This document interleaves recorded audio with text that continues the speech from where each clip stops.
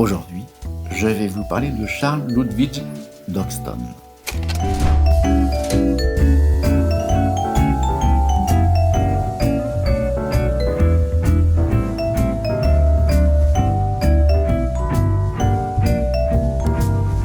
Je suis sûr que vous le connaissez.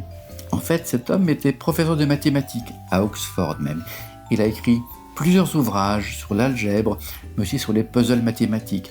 Martin Gardner a même été influencé par son travail. Toujours pas d'idée ? Je continue.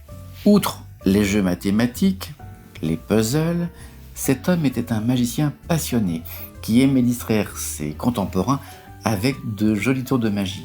Toujours pas trouvé ? Je continue. Il est aussi l'auteur d'un livre un peu plus célèbre que ses autres livres, un certain Alice au Pays des Merveilles, qu'il a publié sous le pseudonyme de Lewis Carroll. Là, ça vous parle. Un livre qui a fait succès notamment grâce à l'interprétation d'un certain Walt Disney, qui l'a popularisé auprès du plus grand nombre. Mais étrangement, c'est par le sens caché de l'histoire que l'on peut y trouver le lien que cet homme avait avec l'art magique, avec l'art du merveilleux. En effet, dans ce livre, 3 genres principaux sont développés.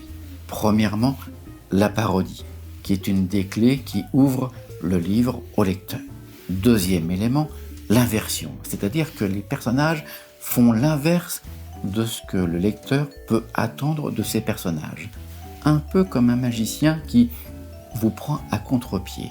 Et on peut le dire, l'inattendu est même le propre du magicien.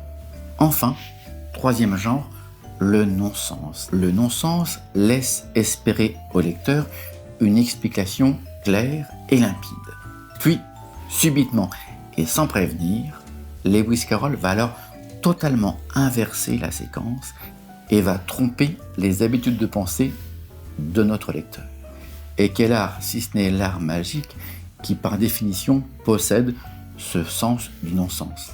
L'utilisation du miroir dans l'œuvre de Lewis Carroll est aussi une preuve de son appétence pour l'art magique, car en effet, le miroir, par définition, est l'accessoire de la magie. Symbole magique par définition, objet mystérieux et véritable frontière entre le réel et l'imaginaire.